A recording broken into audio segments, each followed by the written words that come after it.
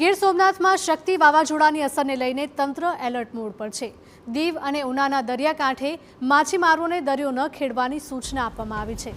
દીવના વણાકવારા, ઘોઘલા અને ઉનાના નવા બંદરના દરિયામાં સામાન્ય સ્થિતિ છે।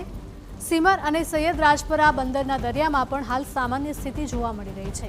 માછીમારી કરવા ગયેલી તમામ બોટોને પરત બોલાવવામાં આવી છે। હવામાન ખરાબ હોવાથી દરિયા કિનારે રહેલી બોટને પણ ટોકન બંધ કરવામાં આવ્યા છે। આગામી સૂચન સુધી માછીમારોને દરિયો ન ખેડવા સૂચના આપવામાં આવી છે। ત્યારે હાલ વાવાઝોડું દ્વારકા અને પોરબંદર દરિયાથી 240 કિલોમીટર દૂર છે। દીવ અને ઉના તાલુકાના દરિયામાં સામાન્ય અસર જોવા મળી।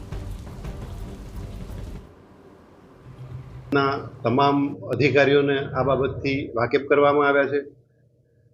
આંગણવાડી સ્ટાફ, પંચાયત સ્ટાફ, મહેસૂલી સ્ટાફ, તબીબી સ્ટાફ, શૈક્ષણિક સ્ટાફ આ તમામને આ બાબતથી સુમાહિતગાર કરવામાં આવ્યા છે। સર, માછીમારોને દરિયો ખેડવા માટેની અત્યારે મનાઈ ફરવામાં આવી છે।